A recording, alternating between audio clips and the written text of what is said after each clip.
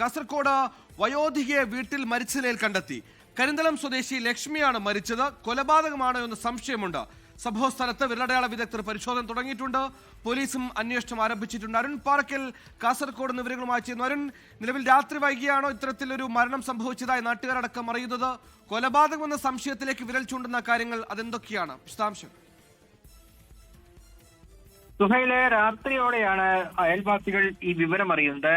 ലക്ഷ്മി തൊഴിലുറപ്പ് തൊഴിലാളിയാണ്. രാത്രി വൈകിട്ടും വീട്ടിൽ ലൈറ്റ് ഒന്നും കാണാത്തതിനാൽ അയൽവാസികൾ പരിശോധിക്കുകയായിരുന്നു. അങ്ങനെയാണ് ഈ വയോധികയെ വീട്ടിൽ വീണു കിടക്കുന്ന നിലയിൽ കണ്ടത്.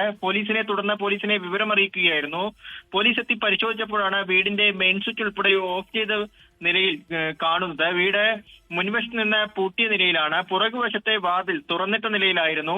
എന്തായാലും കൊലപാതകമെന്ന സംശയത്തിലേക്ക് പോലീസ് കടന്നിട്ടുണ്ട്. പോലീസ് നിലവിൽ വിരലടയാള വിദഗ്ധരും അതുപോലെ തന്നെ ഡോഗ് സ്ക്വാഡും ഒക്കെ എത്തി പ്രദേശത്ത് പരിശോധന നടത്തിയിട്ടുണ്ട്. ഇനി നാളെ ഇൻക്വസ്റ്റ് നടപടികൾ ഉണ്ടാവുമെന്നാണ് അറിയിച്ചിരിക്കുന്നത്. അതിനുശേഷം പോസ്റ്റ്മോർട്ടത്തിന് ശേഷമായിരിക്കും എന്താണ് മരണകാരണം എന്ന കാര്യത്തിൽ ഒരു വ്യക്തതയുണ്ടാകൂ.